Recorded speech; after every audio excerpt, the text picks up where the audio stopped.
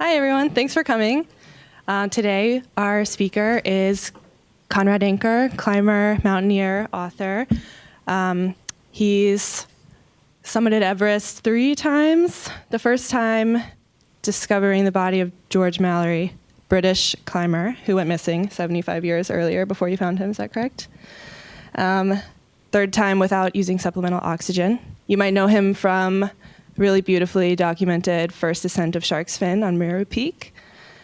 And he also, in addition to being a great outdoorsman, really likes the mountain community and working on it, promoting it, and founded the Khumbu Climbing Center in Nepal in 2003 with his wife, and continues to do really good work there, promoting responsible, safe mountain climbing.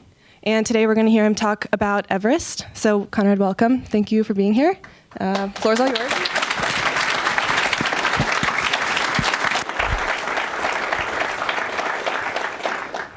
Thank you, Monica, for the introduction. That's one of the better ones. Sometimes people go to Google, they pull up Conrad Anker, and they'll sit there and they'll read off of it and I'm like, oh, you mispronounced it or anything like that. You did great keeping it subtle and understated. Sunil, thank you so much for being a host here. I really appreciate everything you've done and the chance to revisit the Google campus 10 years after the first time I came and spoke to Google climbers. And there's more people here, more people doing great things, more people sharing their passion for knowledge and science with the greater world. And to Mike, who is the AV guy here, thank you so much. So all of you guys are really wonderful.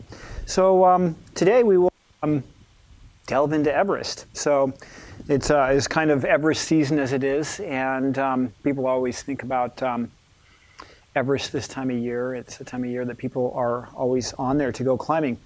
As Monica mentioned, I have a special connection. I've been there 3 times on 3 climbing expeditions, and then also subsequent expeditions where I've worked with media. But to set the stage from a earth sciences standpoint, and I like earth sciences, Mount Everest, or Chomolungma as it is known in Tibetan Sherpa language, or Sagarmatha as it is known in Nepal, is a result of plate tectonics in the Indian subcontinent moving northward at about the speed our fingernails grow, which if you're a fan of geology, that's supersonic speed. It's moving really fast. And all that effort of the Indian plate moving northward and subducting into the Asian landmass has created the Himalayas. And Everest itself is a relatively young mountain. It's anywhere between 70 and 90 million years that uplift has happened.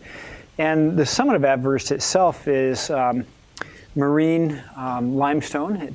There's shale, there's Ordovician limestone that's approximately 270 million years old. That used to be the shallow inland sea, the Tethys Sea, off the northern part of the Asian land, the Indian plate that then is being crunched up. So it's not going upward as much as it's going northward, and so there's a deep root in the mountain, and then there's also, as it moves up, it has to go somewhere. So imagine if you're at the table with your kids and you have the tablecloth and you push the tablecloth in one direction, it crunches up. That's how these mountains are formed. And when you're in the Himalayas and you look around and you can tell the relative age and how active a mountain range is by how jagged the skyline is. So as we look at the pictures here of the Himalayas, you'll see that it's really jagged and everything. Where you go to someplace like the Appalachia, which is one of the oldest mountain ranges on the earth, is in the process of eroding away, is really an example of that. All the mountains eventually turn into the sea and they get recycled and subducted and moved around again. So that's one of the neat things I like about climbing, is we have this very direct connection to landmass. So if you're out climbing, you're on rock that's, if you're in Yosemite, it's 90 million years old.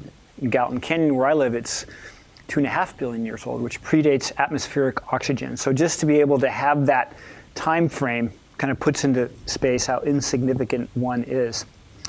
This clip here is of the Khumbu Glacier in Nepal. This is a project I did with the Extreme Ice Survey where we set up time-lapse cameras. And so this is a 2-year time-lapse, and you can see how the main Khumbu Icefall is moving there. So this is the way that we can then use technology to give us data points and to see how things go. So it's going to go in reverse here. And you can see the shadow line there is the azimuth of the sun as it moves through, and you can see how that is. And it's, I'm fascinated by these, this way of looking at glaciers, because glaciers are very much a part of what we do. Let's go watch it again just because it's cool. And we've got time, and we're here at Google. And hello to everyone out there in the cyber world that's following along. So, but you can look at this. You can see how things change. This is a 2-year period where they're watching it, and how the cryosphere, which is the scientific word for the land of ice that's up there, and how it's changing. And one of 3 ways that we can measure glaciers, or this is the time lapse. There's also infrared satellite. You can see the pictures, and there's historical repeat photography. So we can go back to the earliest pictures that were taken and then compare it to where we are now. And the high latitude and high altitude areas of our planet are taking a greater hit from the changing and the warming climate than many other places. So it's one of these things that, to me, I'm always aware of it. And this old joke in bazooka gum, remember they have the cartoons wrapped in them, those little bricks, and if they got stale, you break your teeth. But they wrapped around one of those was, "How do mountains hear?" And it said Mountaineers. And I read that at like age 14. I've always kept that in mind, and now it's sort of a mission in life, because I'm the eyes and ears of the mountains out there to share what's going on with it. Everest itself was first measured in 1862, the Royal Trigonometric Survey of India. If you like maps, of course you do, you work at Google, and you like the Earth, of course you do, you work here. You get a chance to see how they measured the Indian subcontinent, starting at the southern tip, using a brass chain, taking in their calculations even things as humidity and sag in their chains. And they got to within 90 miles of this mountain here, and they named it Peak 15. And they measured it out to be 29,000 feet. That's what their calculations came to. They added 2 feet to it because they thought that no one would believe it if it was 29,000 feet, and 2 feet was within the margin of error. But it's interesting to see that they were less than 1/10 of 1% off when we look at the height at either 29,028 feet or 29,035 feet, or 8848 in meters or 8850 in meters, which makes more sense. But they were able to get that accurate of a measurement within that. Going on, the surveyor named it after his predecessor, Sir George Everest, and that was the name Everest, and that is where it came from. And George Everest himself was a humble man. He didn't appreciate the mountain being named after him, but it is a very fitting name, and so it's kind of poetic in a sense that it's Everest, and it keeps on going. So the initial exploration of Everest, once it was measured and we knew collectively as humans the altitude of it, it began in 1921. That was the very first expedition, and one climber was part of all 3 of them. Pictured here on George Mallory. He's the second from the left over here, looking quite rakish with his foot up on his buddy, and to his right, leftmost in the picture, is Sandy Irvin, and this is their 3rd expedition, but this was the first attempt to climb Mount Everest, and it was a pretty special moment. England had missed out on reaching the South Pole and the North Pole, and this was the golden age of exploration. Prior to this, exploration was very much based upon economic needs. It was there to bring goods back, to enslave people, to have cultural imperialism. There's all these different reasons why we explored. But starting in the humans, that is, and starting in the 20th century, it became this goal to explore for the sake of exploration, to say you were the first ones there. And of course, the South Pole and Mount Everest are both reasons for that. I mean, there's no Lewis and Clark went across North America to see what was there and how it could benefit humans. But of course, there's nothing grows at the South Pole nor on the summit of Everest. So that eventually became the first expedition, 1921, 22, and 24. And my connection to Everest, which began in 1999, when I was part of the Mallory and Irvine research expedition. We set out to solve the clue as to whether or not Sandy Irvine and George Mallory could have climbed Everest 29 years before Sir Edmund Hillary and Tenzing Norgay did in 1953. And the 1st of May, I was at an elevation of 8,300 meters, and I came across the frozen, well-preserved, and desiccated body of George Mallory. And while they did a great effort at getting there on the mountain, they didn't make it to the summit. It's my belief, just due to the difficulty and what went on with it.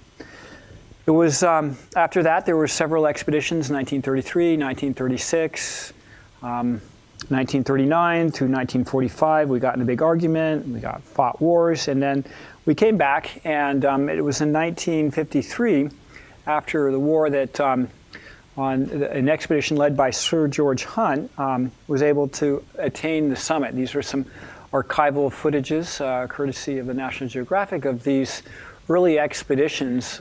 This is the trip of 1953, going up and climbing on the mountain. You kind of see what it was like and what they had. And I mean, here they are having a cigarette up there.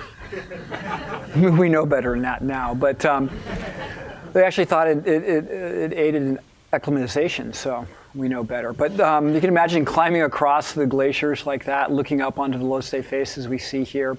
And at the time, when I was a young man, climbing Everest was sort of the end-all of what climbing was. You trained in the mountains, and you got better, and eventually, if you got good enough, you'd go to some place like Everest, and Everest was the coolest place to go. And you can imagine what it was like climbing in these clothes, and as a young man, I used to dream of this stuff, and it was always I guess I was destined to be a climber when I was a kid, and we would make pillow forts and stuff like that. And I always pretended we were in a tent and the wind was blowing. I was totally crazy. And so I haven't really grown up. I'm still out there playing along.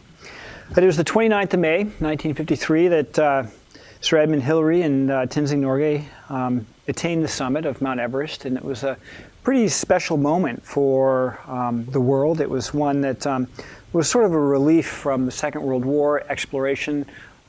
We'd gotten to the South Pole and the North Pole at the beginning of the century, and then we had Mount Everest in 1953. And it was great and fitting that it was Ed Hillary from New Zealand and Tenzing Norgay from a Sherpa from Tame and that part of Nepal, that they together were on the summit. And this wonderful image of Tenzing Norgay on the summit is pretty iconic. It's the one that everyone associates with it. So keep this picture in mind, and you'll see current pictures of the summit of Everest. You could probably Google up Everest this season, 2016, and you'd see a lot of people up there in the images and the flags and all that other stuff up there. But the joy of it is here. This is the why you want to climb mountains. This is Norgay and Hillary after their ascent in Tingboshe. Just that the trust and the companionship, the smile they both have in there is really, really special. So we have this wonderful picture of when they came back from the coronation, and the next slide does have sound in it. So Mike and I did our AV check here, but we're going to wing it and see if it does have sound. If it doesn't have sound, I'll ad lib. So let's see if this works. Conquered, the New Zealander Edmund Hillary got his first mail and congratulatory telegrams from George Lowe, a fellow countryman and expedition colleague. Just 35 miles from Kathmandu, capital of Nepal, Hillary and Tenzing were welcomed and congratulated by their fellow members of the expedition. And what a bewildering experience it must all be for the Sherpa Tenzing, to be carried from a remote mountain village and plunged into a welter of official receptions and speeches.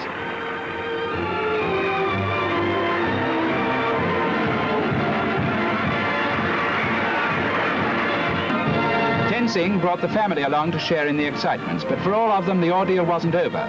For now came the inevitable questioning about that moment of near disaster when Tenzing's presence of mind saved his friend and colleague from a fatal fall. Tenzing and I had been climbing together a good deal, and I think we've become a fairly happy pair. And this was just one example of how a pair up together are a unit. and how one is always protecting the other. I was leading down the icefall, and when I was crossing a crevasse, a large lump of ice gave way on which I was standing, and I set off down a crevasse. Well, Tenzing, who was following, had the rope tight in a very short time and pulled me up, so I didn't go very far. And how did Tenzing feel up there on top of the world?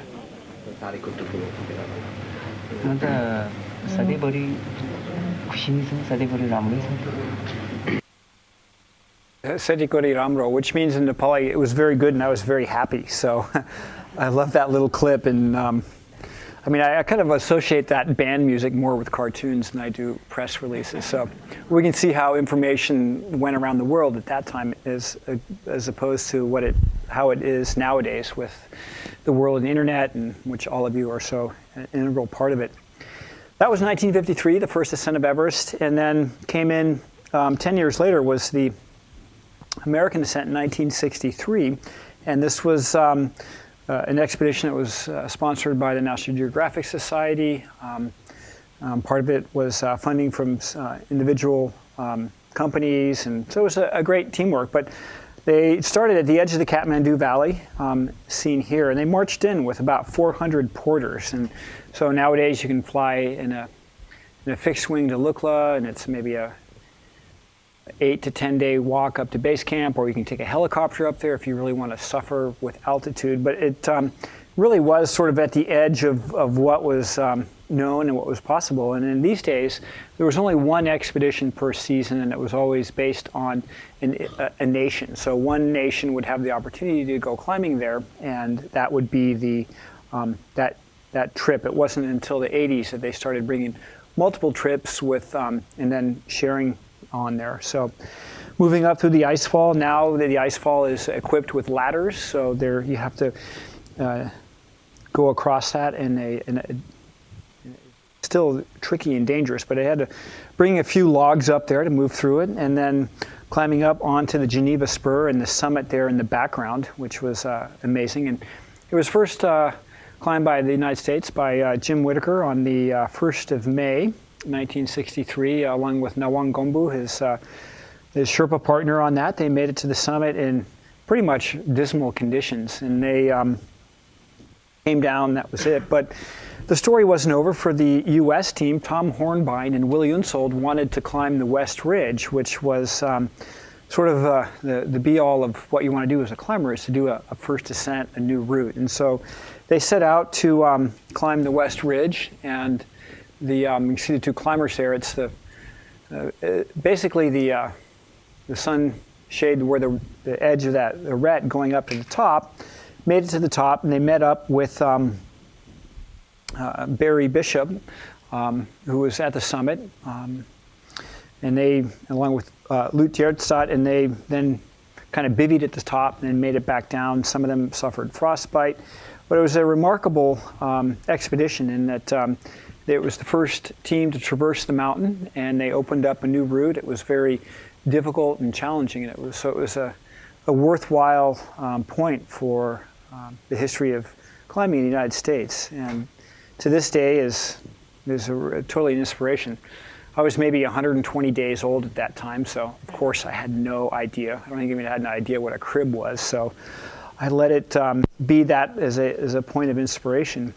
But it's one of these great things. They were welcomed back to the White House. President Kennedy at the time was inspired by them, and then they were well received. And then President Kennedy, in a speech in Austin, Texas, when he lined out the goal to get to the moon, he used the quote from George Mallory, "Why do we need to go there? Because it's there." And if you get a chance to look it up, you can see that connection there. And if we think about it, between 1953, the first ascent of Mount Everest with Tenzing Norgay and Sir Edmund Hillary, to the first ascent of the moon 16 years later on July 29th, 1969, is a pretty short time frame. And that there was, that we went from climbing a mountain, which is something that children want to do and that humans have been doing for a long period of time, to going to the moon, landing there with less computing power than we have in our mobile phones or on this laptop, I'm pretty sure there's more computing power in this room, not this campus, than there was at the Houston Control Center to get to the moon. But as a kid, I was 7 years old at the time, and I was like, whoa, this is great. And I remember riding my bike, and TVs weren't flat, and they were black and white, and they flickered, and they came back, and the pictures of it. And it was just one of these moments that we can do anything. And that passion for exploration and that drive for knowledge is something that we should never let go. We should always find out what's over on the other side of the river, what's on the other side of the mountain range, what's on top of the mountains. And that's one of these elemental forces in humans, why we are the most widespread and dominant species on this planet, but it's that curiosity and wondering what we're going to do. So the future is right here. You guys are looking into the nanosphere and what things can be done there. How can we look to the outer parts of our planet to learn about them? So these bring it up to the present here. In 2012, I was part of an expedition to visit Everest to celebrate the 50th anniversary, which came in 2013. So we went on the 49th year to be ready to celebrate it in 2013. So that was technically we're off by a year, but that was a good time. And our goal was to initially to try to go up the West Ridge, go over the mountain, and then come back down. Two of us, Corey Richards and I, and then the rest of the team, do the standard route, and then also to build a science and educational component into it. So our team here, we tried to bring as much diversity as possible. And one thing that I want to see is an inclusive place for mountains, and mountains are really, it's the same mountain for everyone. And so I'm always like, let's get out there and get after it. So the time-lapse photography that we did, that was part of that. We're revisiting the cameras there. These are the cameras that are set up on the side of the mountain. They take a photograph every half hour, and then the photos are then taken out. And these are ways that we can learn more about the actual planet that we live on. So it'd be neat to see a Google-type camera that was looking over the icefall in real time, and so you could like see what it looks like that day, or you could like go into it and you could see how has the icefall moved in the last 6 months and things like that. So that was working on the Extreme Ice Survey project there, and then also with Montana State University, we conducted a geologic profile of the limestone that goes from the summit down to the contact zone with the Loico granite there. And Travis Courthouse, who was a student, wrote his master's thesis about this. There's more knowledge about what's going on. We also worked with the Mayo Clinic in human physiology to see how the human body adapts to externalities. And in this case, the externality that we used was altitude and how does it affect the cardiopulmonary system. So Dr. Johnson, who's here, is a friend of mine. We're going to go back to Kilimanjaro this coming August to do more high altitude physiology work. One of the neat things that we're looking at in that is altitude is beneficial. So if you go into a hyperbaric chamber, that there is a benefit to it. So going to altitude I enjoy it. It's just the rarefied air. Your heart has to work a little harder. You create more red blood cells. And for someone that does have heart disease, and they're not responding to a pharmacological treatment, that they might be able to go into a hyperbaric chamber for a few hours a day as a form of treatment. So this is something the Mayo Clinic is looking into. I guess we're trying to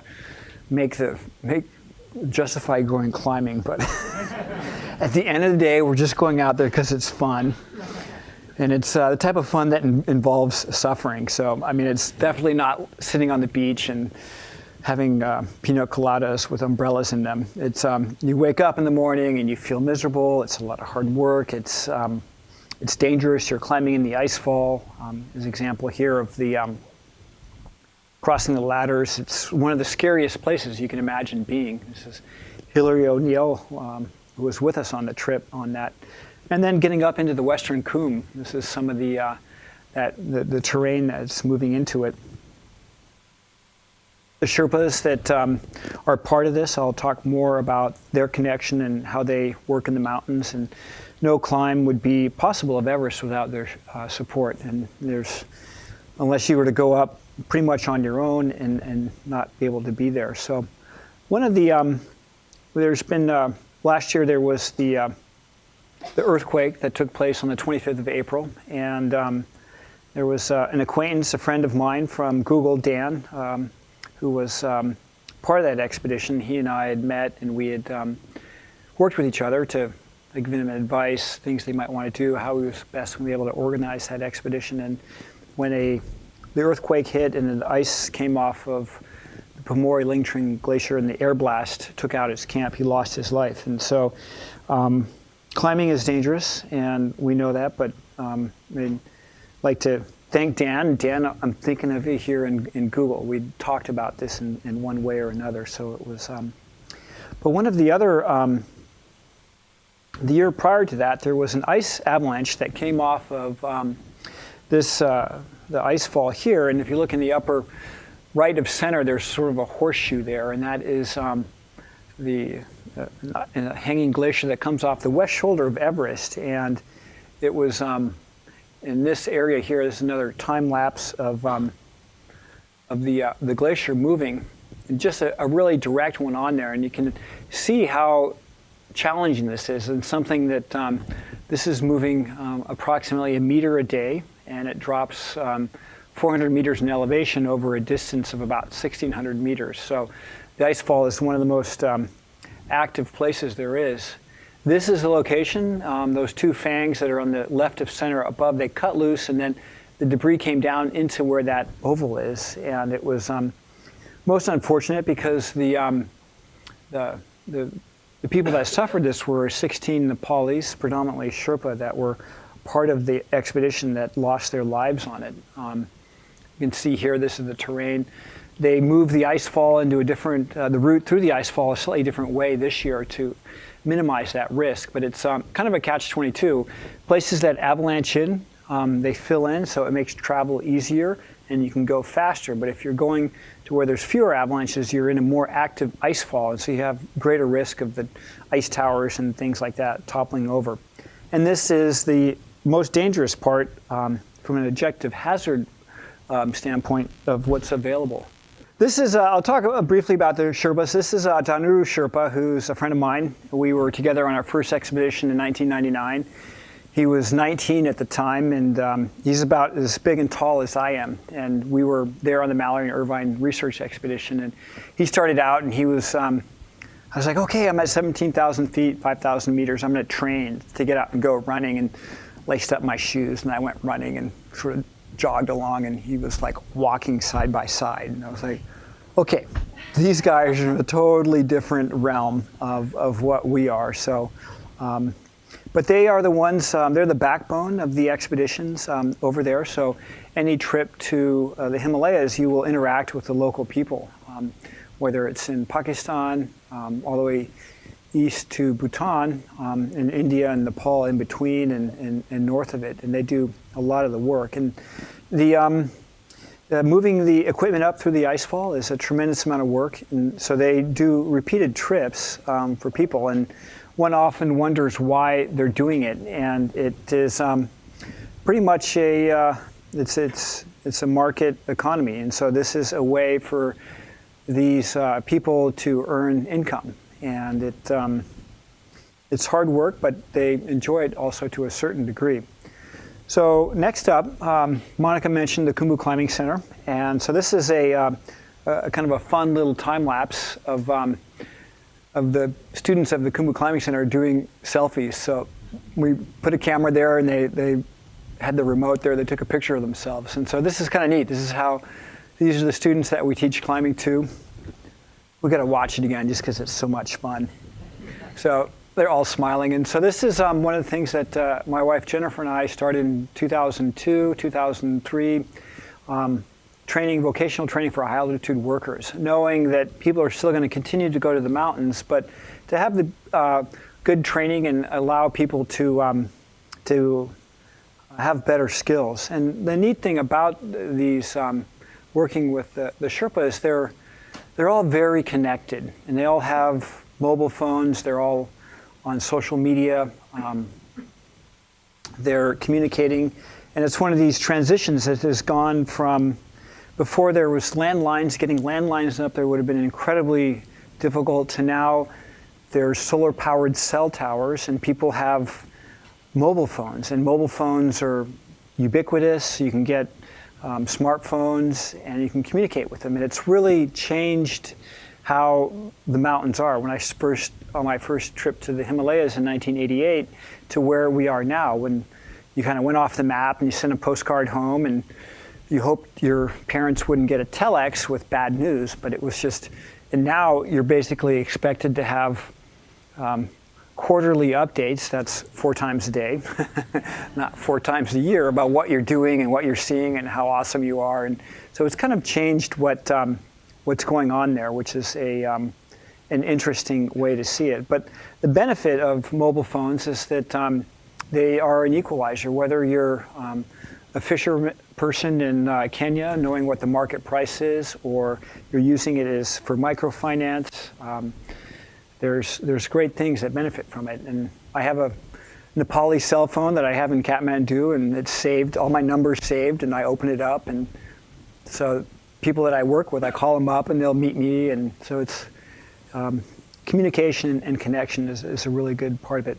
This is sort of a close-up of teaching the climbing techniques. We run the program in the middle of winter, so we climb on frozen waterfalls. One, it's steeper than the actual climbing on Everest itself, so it's a great place to practice the techniques that you need. And it's also a time of year that the people are not working on the mountains. They generally work pre and post monsoon, and then during the summer they're tending their land and their flocks of yaks and living that agricultural life. But ultimately, we began this program because we wanted to avoid this, which is the loss. This woman's husband died climbing on the mountain, and there's nowhere in the Khumbu, especially the upper Khumbu, there isn't a family that has not been affected by loss in the mountains. And when you have a wage earner that is killed in the mountains, it's a really difficult, it affects the whole community. And this is something that, having been through loss myself, on Shisha Pangma with Alex, and having seen how that affected our family and where it is, it was very much something that we wanted to do to give something back. This is Kancha Sherpa and his wife. He's the last surviving member of the 1953 expedition, and the kata scarf, which is put on over the head. It's a Tibetan tradition. It's sort of like giving flowers, and you can see how much they're adored by their fellow villagers. These images here, taken by Aaron Huey for a National Geographic assignment, are pictures of how they see themselves, snapshots that they put up on the wall, sort of the prints of who they are and what they do and what it's like. And that's is a pretty cool way to see those people. Nice image here by Corey Richards coming down through the Icefall. Corey was over on Everest this past year, and he had an issue with health in 2012, but came back this year and finished his dream of getting up there without the use of supplemental oxygen, which is kind of a challenging thing to do, because humans really aren't meant to be at that altitude without oxygen. And you have probably 4 minutes without oxygen before you have irreparable brain damage. So when you go at a reduced amount, because you're at atmosphere, it doesn't do great things for your body. Looking down to the North Col, from the Camp 2, looking down into from the South Col into the Western Khum, the winds and the air up there. And then a stitch program here, taken with a smartphone, looking all the way around. It's like a 360 panorama. And I think about what you can use. I used an iPhone in 2012 and took it to the summit, took pictures with it, came down, and with the use of a Thuraya sat phone, helped Emily Harrington post a an Instagram selfie from the South Col. It wasn't quite the summit, but it was 800 meters lower than the South Summit. So that was like the highest altitude that, and the first time an Everest selfie had been snapped up there. So we're just making the world smaller. But it was, so in 2012, we had our team. It was a very, it's a busy year on the mountain, as most years are. And our goal was to get most of our climbers up. I was the only one that had previous Everest experience. As team leader, I wanted to open it up to others so they had the opportunity to try it on their own and see what it was like. And so they made it to the summit on the 24th and 25th, and I was out of gas, kind of figuratively speaking. I was trying it without supplemental oxygen, and I spent 2 nights at the South Col just sort of slowly just getting miserable. And I was like, okay, it's not going to go. I'm gonna go down. So it's like about 5 in the evening. I'm like, do what you always do when you feel self-pity. You eat potato chips. So I ate potato chips. Oh, I'm not going to climb Everest.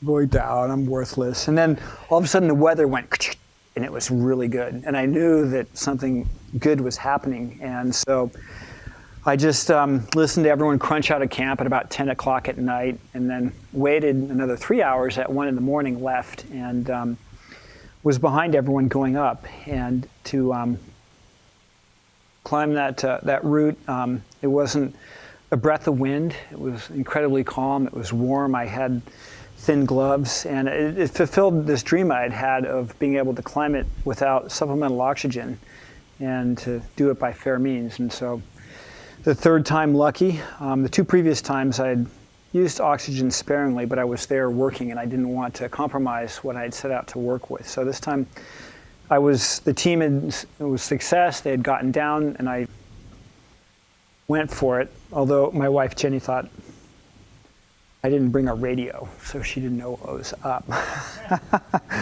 So I marched up there and had a good time and got up to the top and sat there, looked around.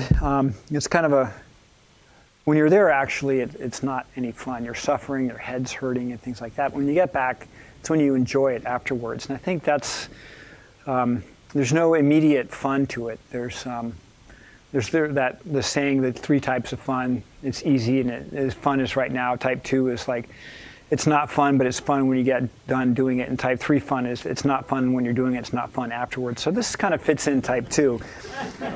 It's like a lot of hard work, but when you get done, it's not any good. So a photograph that Chris Erickson had snapped, he climbed Lhotse, the next peak over, the following day. So he and Hillary O'Neill had climbed both peaks in a quick period of time, and looking at the headlamps as they move up onto the mountain. The view of from up there, the shadow of Mount Everest that you get to see when you're out looking on it. And so there's your name again, please? Rob. And Rob was summited in 2012, the same year we were there, and on the 20th of in stormy weather. I remember we probably crossed paths, but we didn't have tea together. But we had tea together at lunch today. So thank you, Rob. But our team, after we got done, we're all happy, and we're all probably 10 to 20 pounds lighter, which is a good thing after working with the Mayo Clinic, that when we go hungry, it helps our bodies out. So I'm concerned that I was injuring myself, but still here, I'm okay. So on to the earthquake of 2014. Or pardon me, 2015. And this is from a Dutch university, this image here. And we can see this is in Langtang, which is an area that was closer to the epicenter of the earthquake. And the upper one is 2014, and the lower one is 2015. And the red, because it's infrared, is vegetation. And then the white is snow. And then you can see where the green is. And the villages of Langtang and Gumba, there was a large debris flow that came down and buried the village under many, many meters of rock and snow and slurry, and it basically took the village out and all 400 of the people. Overall, 9,000 people perished in Nepal. The houses that were built traditionally without any reinforcement, either rebar or cement, were the ones that took the worst brunt of it. They came across, they fell down, fell apart. A village in Tame here,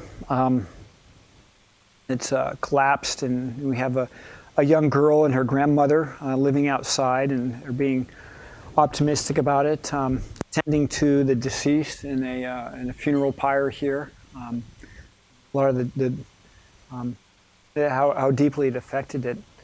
This is a view of the village of Fortse, Ama de Blam in the background, and a very close connection to this. This is where the team of Sherpa that I worked with in '99 came from, and where we started the Khumbu Climbing Center, and where we run the vocational training each year. And they've a very traditional village. They've said no to large hotels, and they still keep it small, and they want to preserve their cultural and history and the where they are with it. But we came with an idea as a way to have some permanence for the Khumbu Climbing Center, to build a physical building, and that was working with the Montana State University School of Architecture to design a building that would be passive solar, energy efficient, earthquake safe, and then be able to give the climbing center, the vocational program, permanence in a place where they can base it out of, and where they can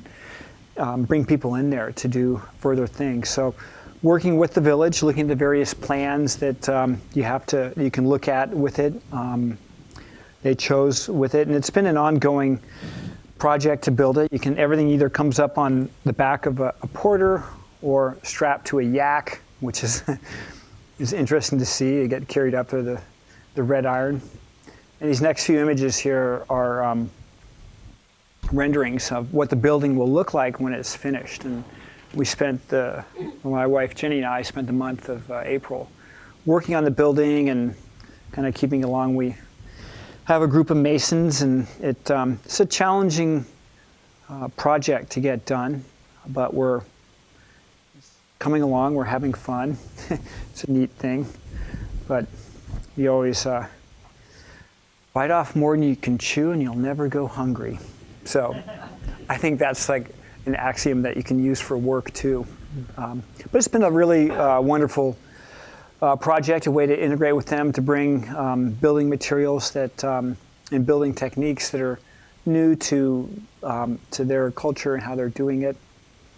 Thanks to the photographers and Nat Geo and my wife Jenny.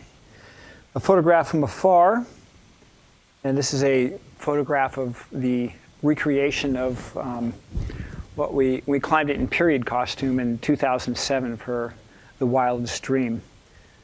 It was burly. I was really, really cold. Even though we had as close to perfect recreation, a lot of the clothing that was made by the same companies that were there in 1924. It was just frightfully cold. And then, in case you are wondering if there really is a Yeti, I borrowed this from Tintin Goes to Tibet, but there's the Yeti watching the yak train. But I'm going to back it up to this photograph here and open it up to the audience in case if you do have a question or you want to. So in terms of taking risk, how do you find where your limit actually is? Because it seems to me a lot of times maybe you cross your limit to find where the limit is, but in your profession that's a little dangerous. Yeah, great question about risk and when you know. Part of it is building blocks. So you go upon experience of experience. And if I were to step into any one of your jobs today, it'd be a train wreck. I'd probably crash your computer. I'd lose all your data.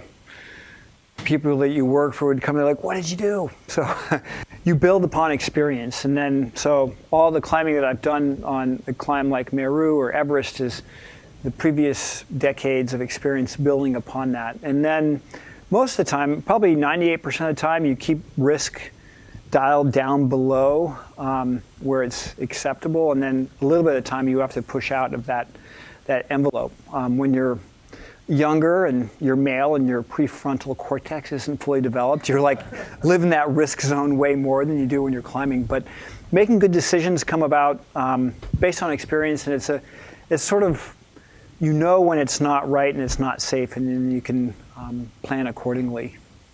Hopefully that helps out. My question is, in terms of technology, is there anything new that's, that you know of that might help and with safety, both ascending and descending from the mountain? Technology and safety in the mountains. I mean, crampons, and and ice tools and down clothing, all that stuff, it really hasn't changed that much. There's small incremental improvements that make them better. But probably the technology that all of you work on in terms of a self-driving automobile, that technology that goes in there, maybe you can have a device that is in the process using a smartphone that would then help guide you get down. So having more information available to you would be better.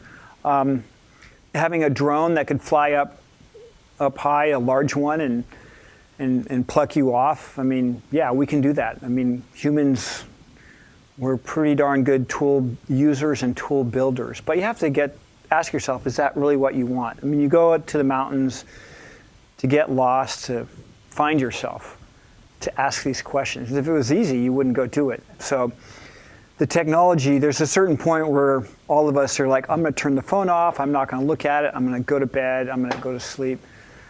And likewise, I'm going to go in the mountains. I'm going to bring a camera along, but I don't want my camera to talk to the rest of the world or the broadcast with the rest of the world. I want to take a few pictures to come back and bring memories back. So I'm sure there'll be something wild and innovative that comes out that will help people out there. But the less you have and the more you rely on yourself and your partners, the more meaningful that experience is. And that's hopefully one of the takeaways from today, is that go out and find adventure. So being here at Google and also climbing, kind of part of my life. And at this point, climbing for me is more like a lifestyle rather than hobby. How do you strike a balance? Like, you want to be successful at your work, right? You want to make a difference. You want to make an impact. And you're talking about all this great stuff that we do at Google. But at the same time, you really want to climb. Yeah. So at this point, like in my case, and I'm sure a lot of people can relate to this, I can advance in climbing only if I climb more time. I can spend more time. But at the same time, this time can be used for work. So how do you find this balance?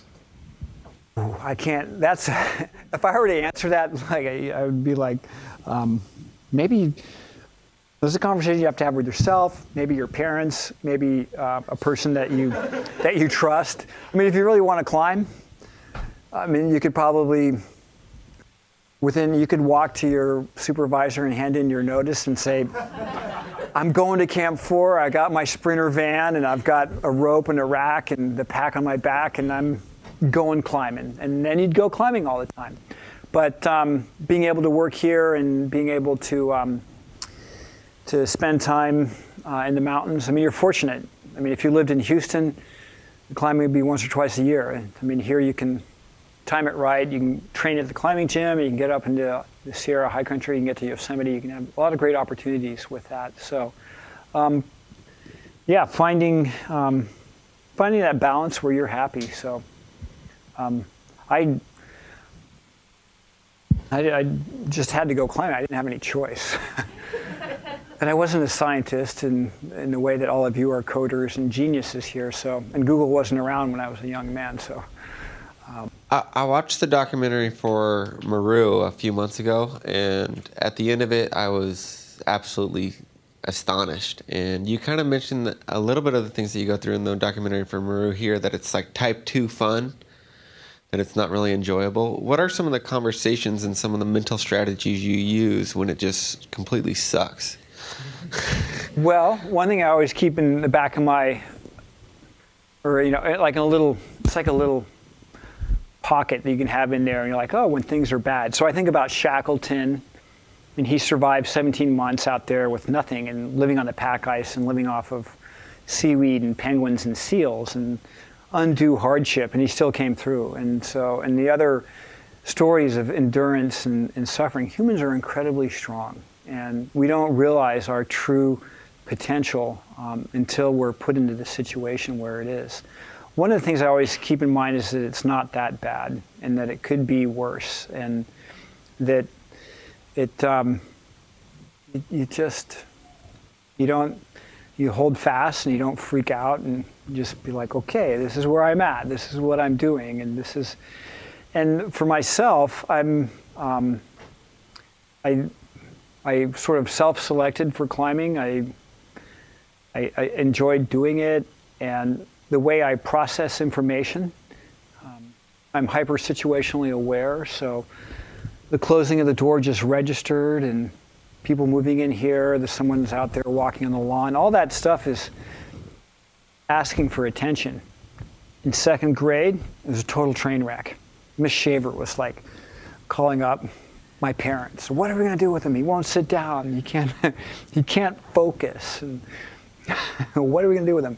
But when I go climbing, then I'm in a risky situation. So if I have to, all that input is, I process it and I have to make decisions on how to climb. And it's not the right thing. I'm going out and I'm having fun, but it is part of how I process things. So. I'm wondering if you have any advice on how to mitigate risk when you're at a high altitude and you're at a kind of a diminished, capacity for reasoning. Okay. Yeah, when you're at altitude, your body is shunting oxygen away from your extremities to your core and to your brain. And we have our organic CPUs, central processing units, are very energy intensive. It's look into some of the information about human evolution and why we have such large brains and what part of the brain we use. And so when you get to altitude and you have a lack of oxygen, then making decisions becomes really difficult. And the people that are at altitude with a compromised oxygen input, which is everyone, the people that do well are the ones that have been climbing the longest time. So it's innate what they're doing, and they have balance on their feet. They know how to work with it. They know symptoms that are coming in there, where someone that is new to climbing they're in over their head, and then they're not processing in the best way. So they might get frostbite, things might change. So where do you think the next big improvement will come from? Is it it sounds like it's not gear by your answer from the previous question. Is it the way we train? Just the way we think about, like fast and light was a big thing recently. Yeah. Or is it like the technique and the strides that like the sport climbers and the mixed climbers are making? That's great. Probably one of the greatest improvements in climbing has been the climbing gym. And now we're having second generation children that are growing up in it. The strongest climbers come from the gym. Alex Honnold was a competition climber. So he began climbing in the gym. And so learning that muscle memory at a younger age, getting stronger with it is really a key part of that, and training more. So, and when you do a rock climb, it's always a constant. It's this handhold is that size, and so the next person that tries that, it's the same thing. And so you might have improvements in the climbing shoe rubber; it's stickier, but as people get stronger, they're within it. But probably not so much that what I would see as improvements, but more people enjoying it and being outdoors and being with other people, and that teamwork is being part of their self-actualization, so that we become better humans, because when we interact with people climbing, you and I are a team. And I trust you, you trust me, and we achieve the goal by working together.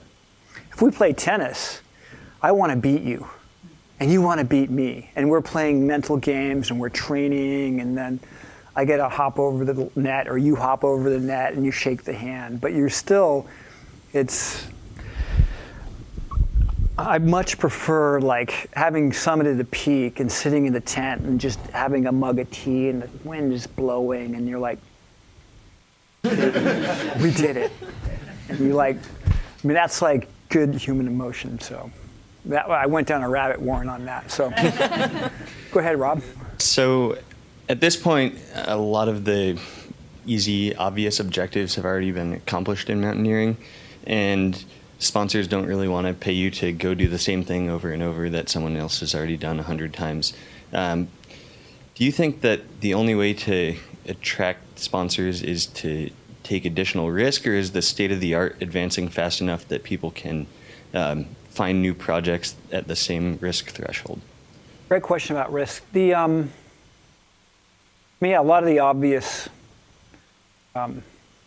mountains have been climbed, the 8,000 meter peaks, and so there's new routes and faces of them. I mean, it is a finite resort. I mean, everyone says, oh, there's thousands of mountains, but there's not. I mean, there will come a time when in the future where all the mountains have been climbed. So I think from a sponsorship standpoint, like in parapenting and base jumping and extreme skiing, it's, how can you ramp up that adrenaline factor? And they're doing crazier stuff and skiing faster and shooting through narrower things. And in climbing, it's climbing without a rope and doing something faster with that. But there's also something that would be in a great way for a sponsor that's looking in climbing in the way that you can share knowledge and information, and that you get more people engaged in the natural world. You get them to care about the cryosphere, the atmosphere, the oceans, all these different things through the natural world. And that would be, from a sponsorship standpoint, something that would benefit. So it's not being the best. We sponsor basketball games because someone wins a game, and in between shooting hoops, they sell us beer and arm deodorant. So, I'm in the sponsorship work too. But try to get people to think about science and everyone in this room is really healthy and fit, but as a nation, we're struggling. We're the top 5 ways that people die early are accidents, which is fate, but cancer, which is, again, sort of a luck of the draw, but diabetes, stroke, pulmonary, and cardio. All 4 of those are directly connected to lifestyle choices. So if you don't exercise and you eat fatty, salty, sugary food, and then you're going to be, so if we can encourage people to be healthier and to come back to what that previous the connection that people have about building good dialogue between humans, then you've done a good thing. What have you personally seen as far as the efforts to clean up or at least reduce the impact that all the different expeditions have had on the mountain, as far as the trash and waste left behind, especially as climbing Everest has become more and more commercial and more popular? Are they finding ways where they're requiring expeditions now to pack out more than they've packed in, to try to start reducing all that's been left on the mountain over the decades? Yeah, great question. There's in the 90s there were a lot of cleanup expeditions that went out to clean up the waste that was left. Earlier expeditions like, oh, no one's going to come after me, or I'll just throw it in a crevasse, and it's not a big deal. And the standard routes the trade routes on the north and the south sides, there's a lot of human impact, and it's a very, very inhospitable, very harsh climate, but at the same time, it's a very delicate and fragile environment. So it's kind of this, there's more resiliency in the rainforest and the jungle. There's more life there, there's more turnover in terms of biodiversity, and not much is going on up there. So litter hangs out there for a long time. The Nepali government realizes that a clean mountain is a safer mountain. It's also a more attractive mountain, and a more attractive mountain is financially a better place to be. So this year they had every expedition was required to bring their waste back from the mountain, and in addition to that, 8 kilos of just generic waste that was up there, and so that was part of it. And you have to put a bond up that you bring out all your garbage, and then they put on this extra 16 pounds, 8 kilos that you would have to bring out. So they're making good efforts at it. Most of the garbage, human waste accepted, that you see on Everest is sort of it's an aesthetic consideration. An old oxygen cylinder just looks like trash. It doesn't look good. They're getting hauled down because they're souvenirs.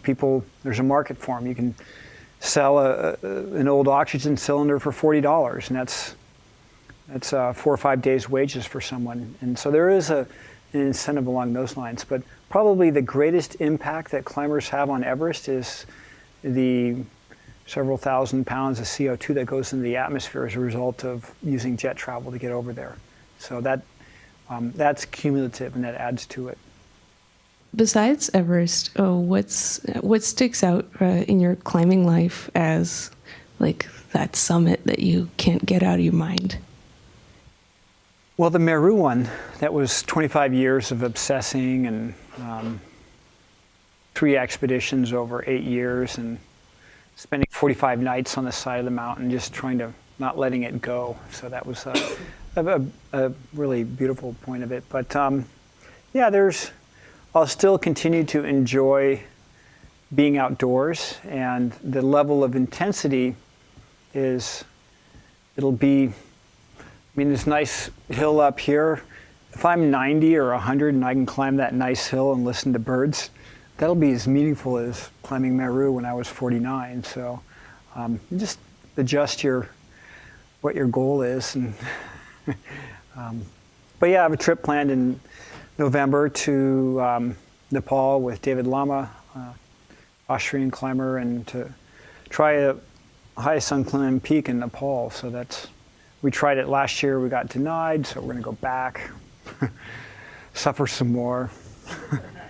Hey, I'd love to hear more about why you were convinced that, now I'm forgetting his name, George Mallory didn't make it to the summit, and is there any big debate still? Are people still arguing if he did or didn't? Oh, good question. Most people, they accept that it was incredible what they did in 1924. They got to where they did. A few people still believe that, and every now and then we have internet discussions of whether or not they could have made it to the top. But my view is based on the location of George Mallory's body, where they found Cindy Irvin's ice axe in 1933 above the yellow band, where they were last seen by Noel Odell, and then the difficulty of the first and second steps. And when we were there in 2007, we pulled the ladder and free climbed it, and it's 510 climbing at 8,700 meters. You're right below the summit, and to do that without protection. We had a number 4 canalot with a wood stack and a nylon rope, and it was hard climbing. And to see they're up there with hobnail boots, a hemp rope, no protection. The rope was kind of like a safety line as they walked along and keep you from toppling off the mountain, but it wasn't in the systems that we use now with belaying and protection on it. So, and the fact that there was no evidence of a rappel station built on top of the second step when they came down. So there wasn't, 1960 was the first Chinese ascent from the north side, and then again in 1975. And there would have been something up there, but to solo the second step and then down solo it in the condition they were in, and then to slip where they were on that, doesn't seem plausible. But a tremendous amount of respect for what they did and who they were, and every generation owes it to the previous generations for what they're able to do. And it's that ball of knowledge that we have, and we add to it, and we pass it on to the next generation, and that's why human. Thank you so much for coming. This is really cool insight.